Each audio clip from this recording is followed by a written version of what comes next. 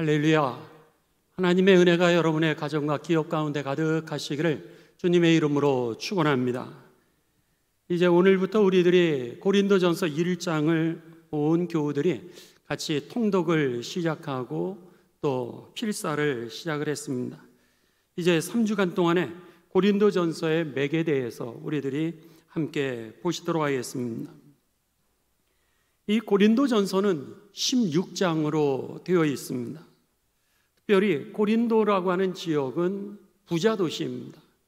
그 당시에 그 고고학에 의하면은 당시에 살던 인구만 해도 60만이라고 이렇게 기록을 하고 있습니다.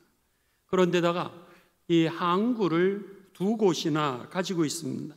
레기움이라고 하는 항구, 겐그레아라고 하는 항구가 여기에 있었기 때문에 이 교역을 통하여서 이 고린도는 많은 부를 축적하게 됩니다.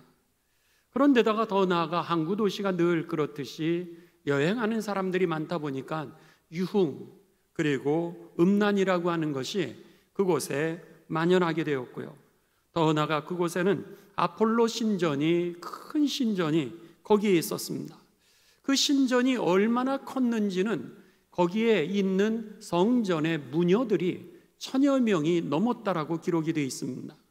그러니까 그 당시에 우상을 섬길 때에 그 무녀들이 하는 일은 이제 이 창기에 일을 했습니다.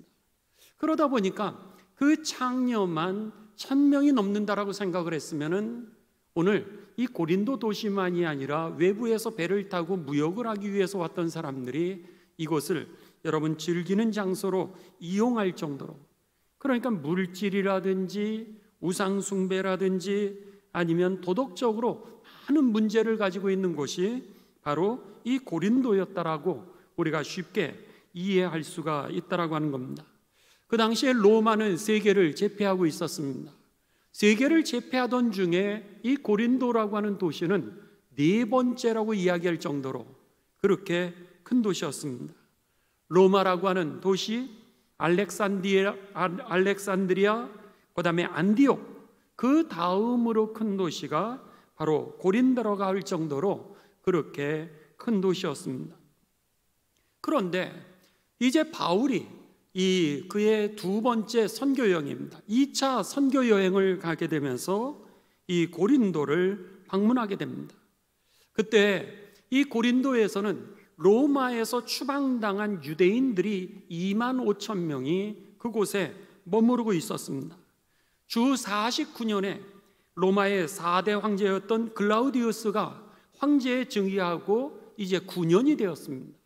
9년차가 되었는데 그곳에서 역사적인 기록에는 알 수 없지만은 아무튼 그런 여러 가지 추방의 동기는 분명하지 않지만은 유대인들의 폭동이 일어났다라고 기록이 되어 있습니다. 유대인의 폭동이 일어나게 되자 로마의 시민권을 가지고 있는 사람들이, 이방인들이 와서 행패를 부리고 폭동이 일어나니 황제에게 상소를 하게 됩니다. 그러면서 황제는 그 로마시에 폭동을 일으키고 문란을 일으켰던 유대인들을 추방하게 되죠. 추방당한 이 유대인들 25,000명이 고린도라고 하는 지역으로 이주를 하게 됩니다.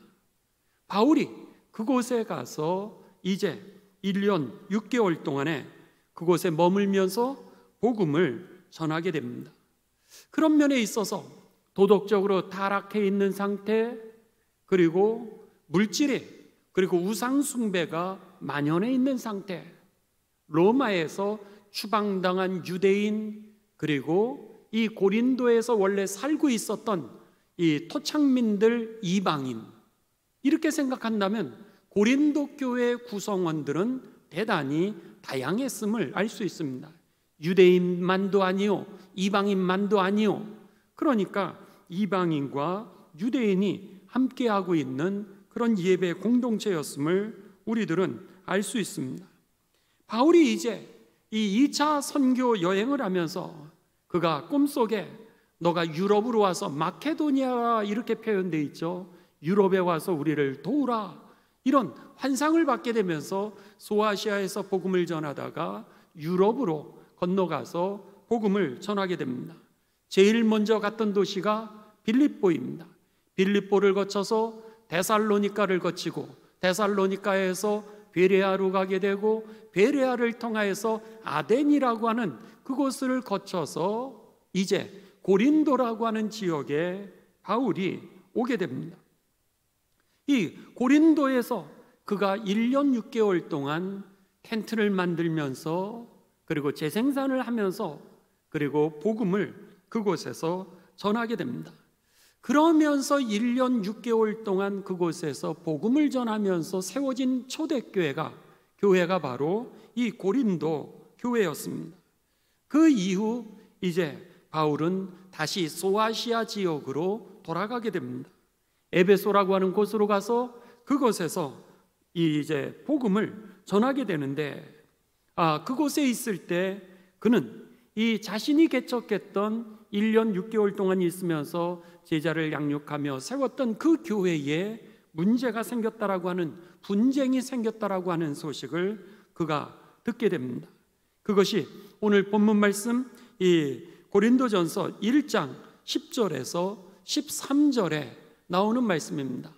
우리가 새벽 기도에 보기는 하였지만 여러분 이 새벽 기도를 못하신 분들을 위해서 고린도전서의 전체적인 맥을 위하여서 우리 그래도 함께 보도록 하겠습니다. 고린도전서 1장 10절에서 13절입니다. 형제들아, 내가 우리 주 예수 그리스도의 이름으로 너희를 권하노니 모두가 같은 말을 하고 너희 가운데 분쟁이 없이 같은 마음과 같은 뜻으로 온전히 합하라. 내 형제들아, 글로에라고 하는 사람입니다. 글로에의 지편으로 너희에게 대한 말이 내게 들리니 곧 너희 가운데 분쟁이 있다는 것이라. 내가 이것을 말하거니와 너희가 각각 이르되 나는 바울파라, 바울에게, 나는 아볼로에게, 나는 게바에게, 나는 그리스도에게 속한 자라 한다는 것이니 그리스도께서 어찌 나뉘었느냐.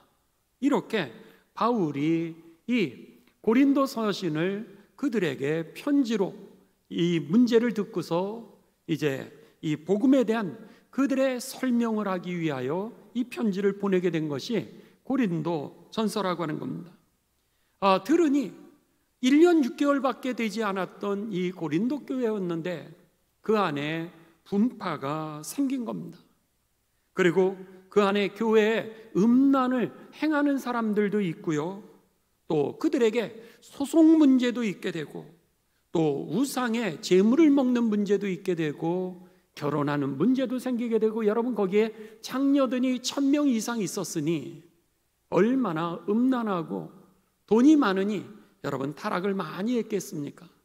그러니까는 이런 여러 가지 음란 문제, 결혼 문제, 우상의 재물을 먹는 문제, 그리고 나서 교회 안에서 교제할 때 나타나는 성만찬 문제, 이런 것들이 많이 나타났던 겁니다.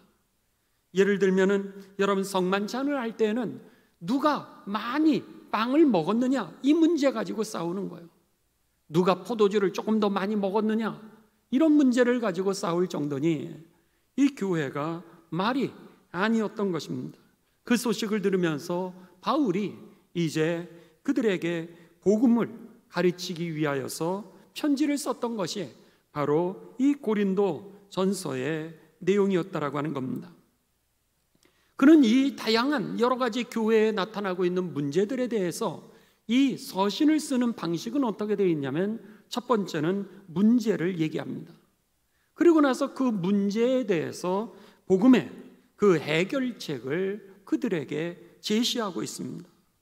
말로는 믿는다라고 하지만 삶으로 살아내지 못하고 그들이 고난 가운데 있고 또 복음의 관점으로 바라보지를 못하고 자신의 인생의 경험과 자신의 생각을 가지고서 모든 것을 믿음이라고 생각하며 판단하고 있는 그들에게 복음의 관점을 가르쳐주고 그리고 복음의 핵심을 그들에게 가르쳐주면서 그리스도인의 삶은 어떠해야 되는지, 하나님은 무엇을 원하시는지, 우리들을 통하여 하나님의 뜻은 어떻게 성취되어 가는지에 대하여 그들에게 가르쳐주며 신앙생활을 잘 할 수 있도록 그렇게 가르쳐주는 것이 오늘 고린도전서의 내용이라고 하는 겁니다. 그러면은 우리들이 이제 고린도전서의 내용을 좀 더 세부적으로 같이 보도록 하겠습니다. 1장부터 4장까지의 고린도전서의 그 내용은 교회의 분열의 문제를 다루고 있습니다. 교회가 4개의 파로 갈라졌습니다. 첫째는 바울파, 둘째는 아볼로파, 셋째는 베드로파, 넷째는 그리스도파, 이렇게 갈라졌습니다.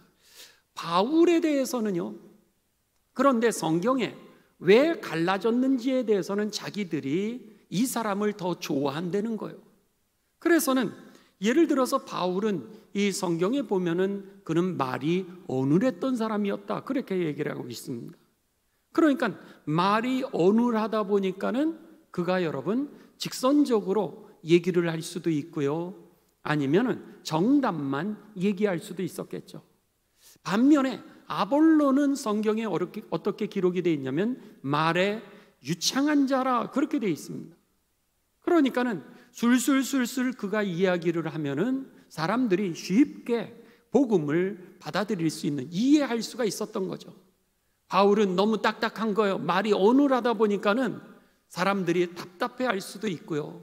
반면에 아볼로는 말을 유창하게 잘하니까는 그의 말이 쏙쏙 들어오니까 그의 설교를 더 좋아할 수도 있었을 겁니다. 베드로는 그에 비하여서 예수님과 함께 살았던 사람 아닙니까? 직접 사건을 경험하고 기적을 경험하고 하나님 나라의 말씀을 들었으니 얼마나 생생하게 전해주겠습니까? 그러니까 이 베드로에 대해서는 체험이 많고 영적인 사람이다, 어떻게 이렇게 얘기할 수도 있었을 겁니다. 그러니까 어떤 사람은 나는 그래도 바울이 좋다라고 하는 사람도 있고요, 어떤 사람은 아볼로가 좋다라는 사람도 있고, 어떤 사람은 베드로가 좋다라는 사람도 있고, 어떤 사람들은 그리스도파라고 이렇게 나누어져 있었던 겁니다. 이때 이 교회가 그런 자기가 좋아하는 사람들로 편이 나눠지고 갈라져서 분쟁을 하고 있는 가운데 이 바울이 지금 이 문제를 해결을 하는 겁니다. 그게 1장부터 4장까지의 내용입니다. 쉽게 결론을 내린다면 교회는 인기 투표를 하는 것이 아니라는 거예요. 교회는 예수 그리스도를 중심으로 모인 공동체라고 하는 겁니다. 그리고 그 바울, 그리고 아볼로, 베드로, 그 모든 사람들은 다 그리스도를 전하기 위한 하나의 일꾼일 뿐이지, 그들은 하나님의 심부름을 했던 사람들인데 선물은 받지 않고 나는 심부름한 그 사람을 좋다 그러니 그것은 잘못된 것이라고 그렇게 가르쳐주고 있습니다. 설사 어떤 지도자를 좋아할 수가 있습니다. 바울을 좋아하는 사람이 있을 수도 있고, 아볼로를 좋아하는 사람도 있을 수도 있고, 베드로를 좋아하는 사람도 있을 수 있지만, 그러나 그것이 편을 가르고 서로를 비난할 일이 아니라고 그것을 가르쳐주고 있는 겁니다. 오직 그들 모두 다가 하나님 예수 그리스도 그 한 분을 중심으로 이제 이 섬기는 사람들이고, 그리고 먹든지 마시든지 무엇을 하든지 우리가 하나님의 영광을 드러내는 그것이 바로 교회 공동체라고 하는 것, 이것을 갖다가 이제 바울이 그들에게 가르쳐주고 있는 겁니다. 그러면서 오늘 교회 안에 생겨지는 이 분열의 문제, 이것의 해답은 무엇이냐면 예수님이 해답이라는 거예요. 그것이 오늘 본문 말씀의 내용입니다. 고린도전서 1장 18절입니다. 십자가의 도가 그랬습니다. 여기에 십자가의 도라고 하는 것은 원문에 보면 메시지라고 되어 있습니다. 십자가의 메시지. 그러니까 십자가의 메시지가 뭐예요? 예수 그리스도죠. 예수 그리스도가 멸망하는 자들에게는 미련한 것이요, 멸망하는 자들이라고 하는 것은 예수님을 믿지 않는 사람들, 받아들이지 않는 사람들을 지금 얘기하는 겁니다. 십자가의 도 예수 그리스도를 이제 받아들이지 않는 사람들에게는, 그들에게는 이 십자가 얼마나 미련한 것처럼, 그래서 그들이 교회를 비난할 수 있다라고 하는 거죠. 그렇지만 그들은 죄의 삭스로 사망으로 간다라고 하는 겁니다. 그런데 예수님을 믿는 우리들에게는 구원을 주시는 하나님의 능력이라는 거예요.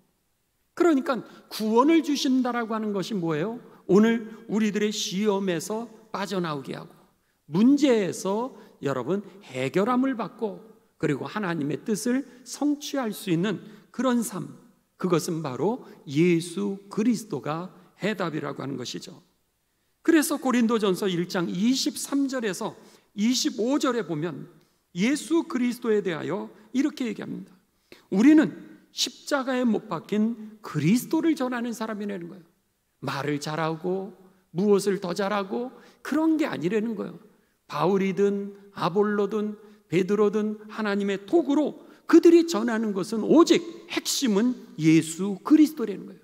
교회의 핵심은 예수 그리스도라. 그러면서 23절에 우리는 십자가에 못 박힌 그리스도를 전하니 유대인에게는 꺼리끼는 것이요 이방인에게는 미련한 것이로되 오직 부르심을 받은 자들에게는 유대인이나 헬라인이나 그리스도는 누구시라고요? 하나님의 능력, 구원이라고 하는 뜻입니다. 하나님의 지혜, 이것은 문제의 해결자라고 하는 거죠. 그리스도가 하나님 안에서 우리를 구원하시는 능력일 뿐만 아니라 문제의 해결하시는 지혜인 것입니다. 이렇게 오늘 이 바울은 그들에게 가르쳐주고 있는 겁니다. 그러면서 고린도전서 1장 30절에 이렇게 선언합니다. 너희는 하나님께로서 나서 그리스도 예수 안에 있고, 그러면서 예수는 하나님으로부터 나와서 우리에게 지혜라고 하는 게 뭐예요? 예수님이 문제의 해결자라고 하는 뜻이고요, 예수님이 의로움이라고 하는 게 뭐예요? 우리로 하여금 진리의 길을, 바른 길을 걷게 하시는 능력이라고 하는 뜻이고요, 거룩함이라고 하는 것은 죄에서 벗어날 수 있는 길이라고 하는 뜻이고요, 그리고 우리에게 구원을 주시는 하나님의 능력이라고 이렇게 선포하고 있는 겁니다. 여러분, 제일 먼저 이 고린도전서의 첫 번째 문제는 분열의 문제였습니다. 교회는 여러분 문제가 있었을 때 문제의 해답은 바로 예수 그리스도라고 하는 사실입니다. 두 번째입니다. 5장부터 7장까지는 크게 묶으면은 성에 관한 문제입니다. 성과 관련된 문제를 다루고 있습니다. 고린도 지역 자체가 이미 창녀가 1000명이 넘었으니 얼마나 많은 성적인 타락이 있겠습니까? 그러다 보니까 교회 안에 있는 그 그리스도인들도 예수님을 안 믿던 사람들이었으니까는, 우상을 섬기고 있고 세상에서 막 살아가던 사람들이 교회 안에서 예수님을 믿다 보니까는 그들이 성적으로 문란했습니다. 예를 들면 자기의 계모와 잠자리를 같이 하는 사람들이 있는가 하면은, 또 그리스 신전에서 우상을 섬기고 있는 그 창기들과 성관계를 그들이 맺는 겁니다. 그러고 나서 이렇게 그들이 잘못된 성관계를 가지면서도 불구하고 뭐라 그러냐면 괜찮다는 거예요. 이미 나는 그리스도 안에서 영적으로 구원을 받았으니, 영혼은 구원을 받았으니 내 육체는 껍데기라는 거예요. 그러니 육체는 어차피 세상에서 버릴 것이고, 이 육체는 악한 것이고 다 죽을 것이기 때문에 우리는 이미 영적으로 구원을 받았으니 모든 면에 있어서 괜찮다고 그렇게 이야기를 하는 겁니다. 이들을 향하여서 바울이 선언한 겁니다. 그렇지 않다는 거예요. 우리의 몸은 예수님께서 십자가에 죽으시면서 우리의 죽을 몸도 살려주셨다는 거죠. 우리의 육체도 구원하시고 우리의 영혼도 구원하셨기 때문에 우리의 육체는 바로 그리스도의 몸이라는 거예요. 내게 아니라고 하는 겁니다.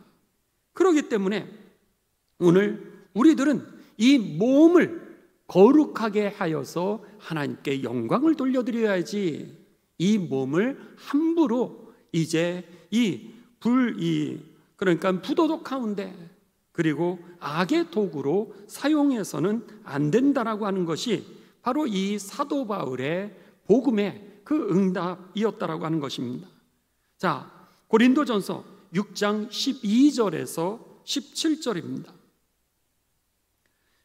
고린도전서 6장 12절에서 17절에 보면, 자, 12절은 여러분 우리가 다 같이 봉독하도록 하겠습니다. 시작. 모든 것이 내게 가하나 다 유익한 것이 아니요 모든 것이 내게 가하나 내가 무엇에든지 얽매이지 아니하리라. 이렇게 모든 것이, 나는 물론 내가 성관계 할 수 있다는 거예요. 다른 사람과, 내가 좋아하는 사람과 내가 관계를 가질 수 있다는 거예요. 그건 내 자유라는 거예요.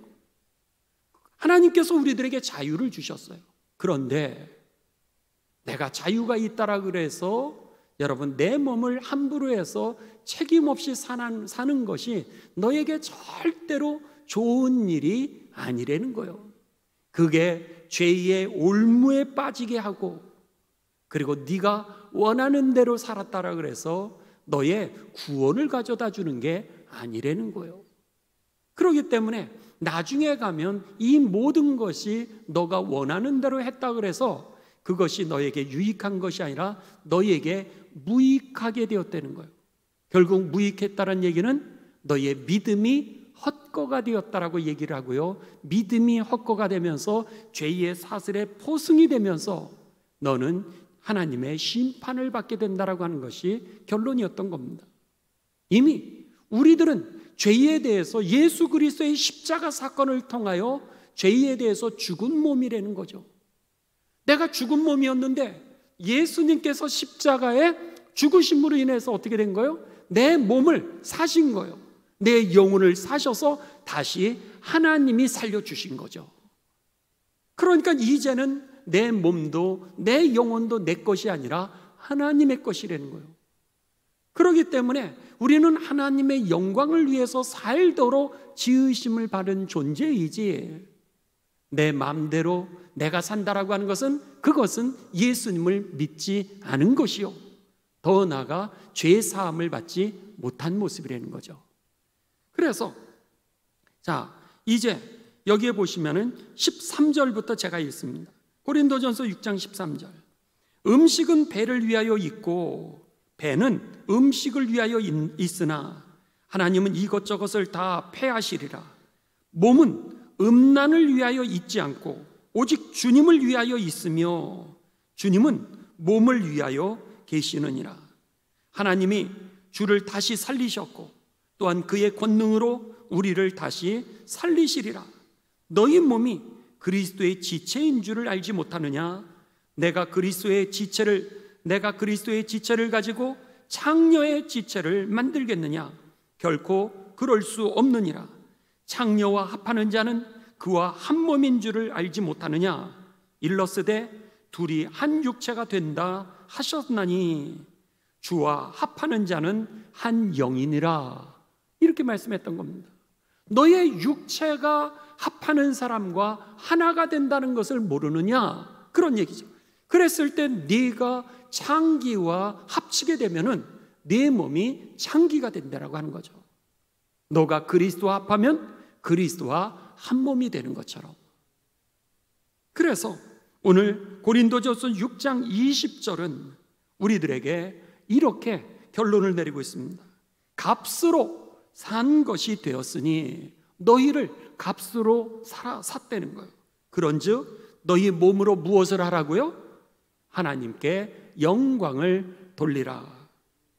여러분, 그렇습니다. 오늘 우리들이 이제 성적으로 내가 마음대로 살아가고 싶은 욕망이 모든 사람에게 사단이 주는 그런 거짓된 욕망이라고 하는 겁니다. 여기에 속지 마시기 바랍니다. 하나님이 우리의 몸도 구속하셨음을 기억하시면서 하나님의 영광을 위해서 여러분의 몸, 이제 발톱까지도 여러분의 그 머리털까지도 하나님의 영광을 위해서 쓰임받게 되시기를 주님의 이름으로 축원합니다.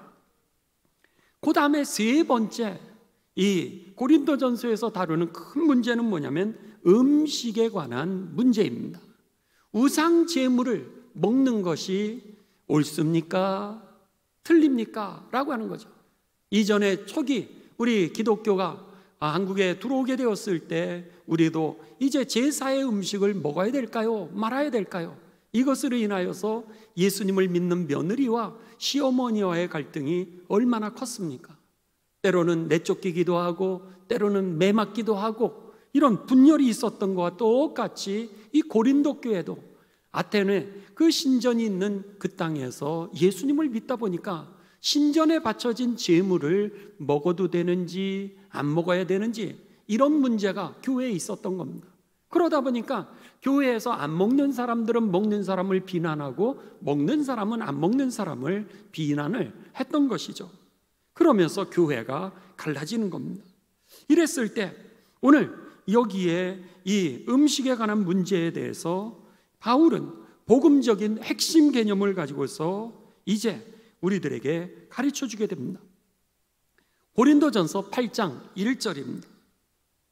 고린도전서 8장 1절은 우상의 제물에 대하여는 우리가 나름대로 다 지식이 있다는 거예요. 먹어도 된다라고 하는 생각하는 사람들은 하나님이 모든 것을 다 선하게 만드셨으니 이거 뭐 먹어도 되지 뭐, 내가 제사 드린 음식이 아닌데, 이렇게 생각하는 사람도 그런 지식을 가지고 있는 사람도 있고, 어떤 사람은 이것은 우상의 제물이니 이미 더럽혀진 음식이라는 거예요. 거룩한 음식이 아니니 이것을 안 먹는 게 좋다라고 각각의 나름대로 경험과 지식을 다 가지고 있다는 거예요. 그래서 고린도전서 8장 1절에 우상의 제물에 대하여는 우리가 다 지식이 있는 줄을 아나. 그런데 지식이라고 하는 것은 우리를 교만하게 만든다는 거예요. 우리를 교만하게 만든다는 얘기는 뭐예요? 교만이 다른 사람을 정죄한다라고 하는 겁니다. 교만하기 때문에 저 사람이 틀렸다라고 그렇게 정죄를 하게 된다는 거예요. 교만한 문제 때문에 교회가 갈라지게 된다라고 하는 것이죠. 지금 왜 교회에서 싸우느냐? 다 거룩하게 믿음 생활을 하려고 그러는데 교회가 분열된 이유는 바로 교만하기 때문이라는 거예요. 그래서 각각이 다 자기가 가지고 있는 지식이 있는데 그 지식은 교만하게 하며, 그러면서 해답을 가르쳐 주고 있습니다. 해답을 가르쳐 주는데 그 해답의 내용이 뭐냐? 사랑은 덕을 세우나니. 사랑이 해답이었다는 거예요. 저 사람을 정죄하지 말라는 거예요. 저 사람을 비난하지 말라는 거예요. 저 사람을 갖다가 나쁘다라고 얘기하지 말라는 거예요. 사랑이 답이었다는 거예요. 저와 여러분에게 이 성령님의 음성이 들려지게 되시길 주님의 이름으로 축원합니다. 여러분, 사랑하면은요 허물을 덮는다라 그랬습니다. 사랑이 허물을 덮는 겁니다. 그래서 고린도전서 8장 8절에서 9절 계속해서 갑니다. 음식은 우리를 하나님 앞에 내세우지 못하나니, 우리가 먹지 않는다라 그래서 더 못 사는 것도 아니고 먹는다고 해서 더 잘 사는 것도 아니니라. 그런즉 너희의 자유가 믿음이 약한 자들에게 걸려 넘어지게 하는 것이 되지 않도록 조심하라 그랬습니다. 무슨 얘기죠? 사랑이 기준인데 서로에게 덕을 세우라는 거예요. 만일 저 사람이 이 우상의 제물 이거 안 먹는 게 좋겠는데요 라고 생각한다면 그에게 맞춰주라는 거예요. 그 사람이 그것을 먹어도 된다라고 그러면 당신 믿음 없어, 그렇게 하지 말고 오늘 그 사람에게 맞춰주라는 거예요. 그러니까 우리가 안 먹는다 그래서 죽는 것도 아니고 그거 먹는다 그래서 더 잘 사는 것도 아니라는 거예요.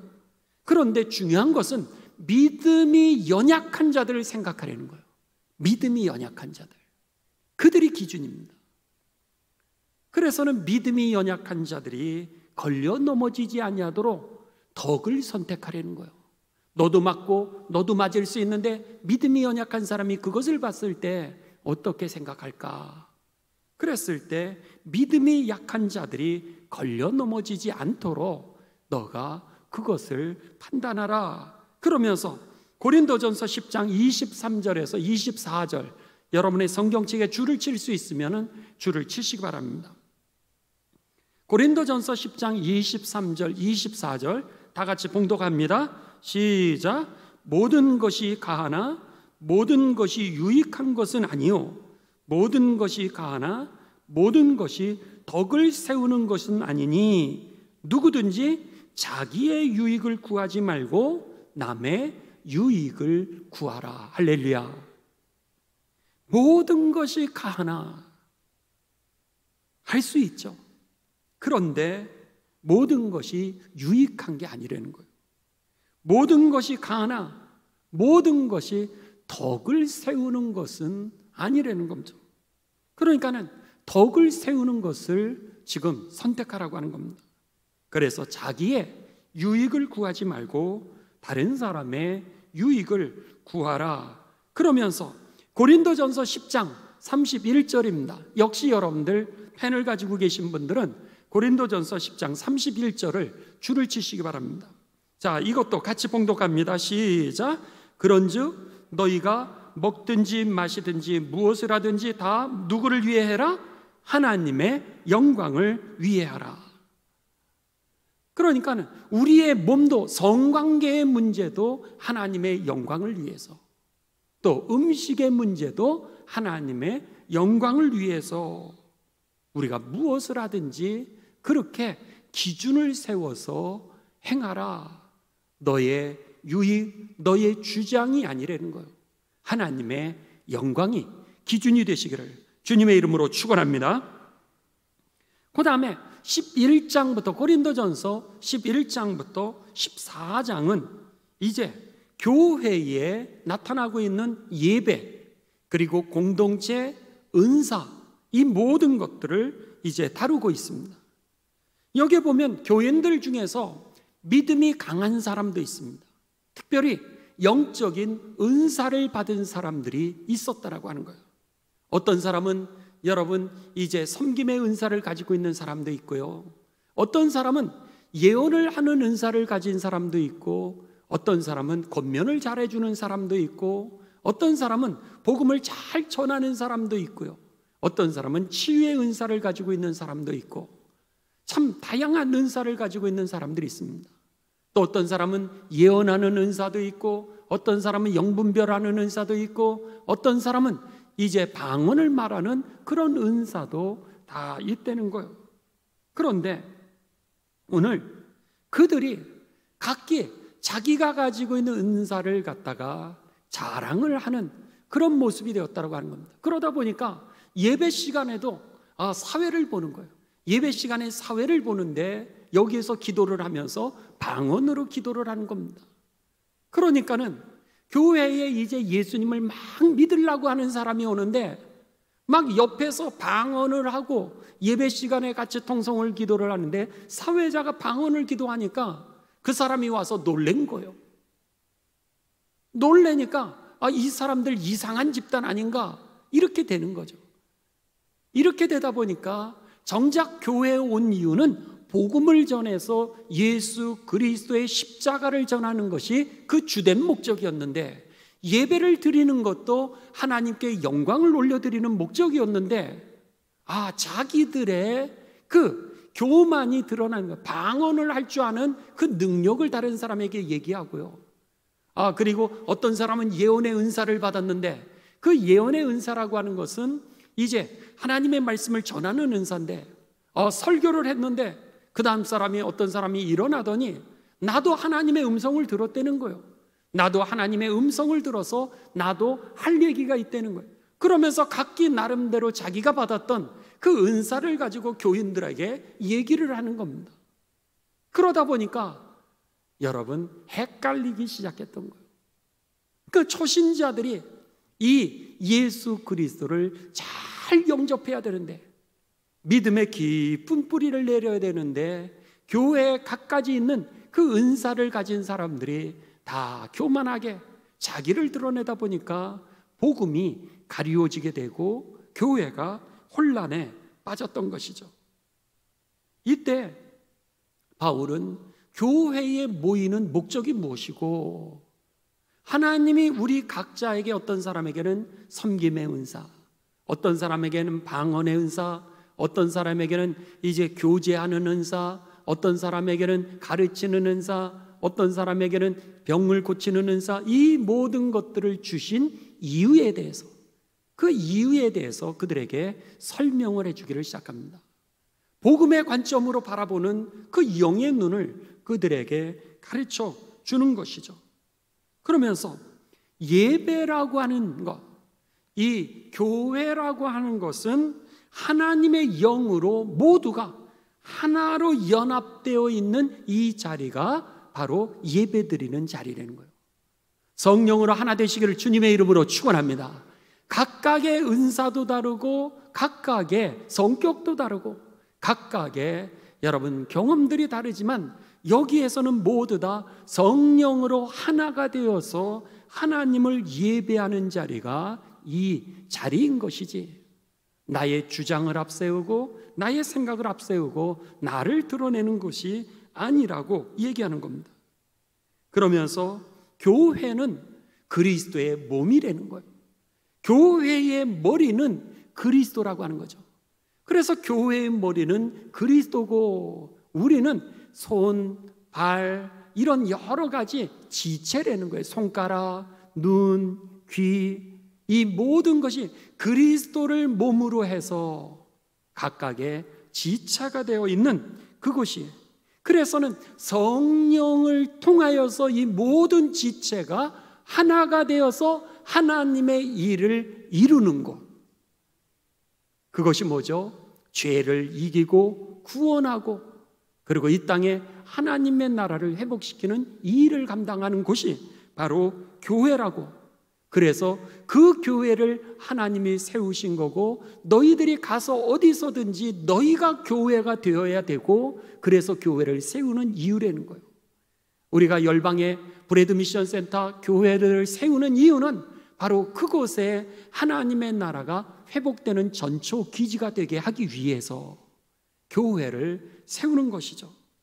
따라서 교회의 모임과 복음의 핵심 가치는 뭐였던가요? 결국 여러분 성령으로 하나 된 그 사랑이라고 그렇게 가르쳐주고 있는 겁니다.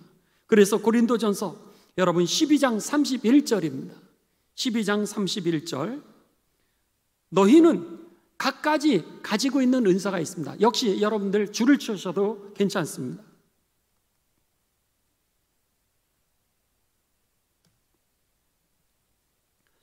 (12장) 1절부터 이제 4절부터 이하에 보게 되면 각가지 다양한 은사들을 이야기합니다. 많은 은사가 있어요.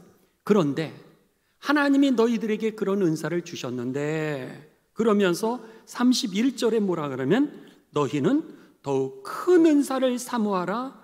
내가 또한 가장 좋은 길을 너희에게 보이리라. 가장 큰 은사가 있다는 거예요. 가장 좋은 방법이 있다는 거예요.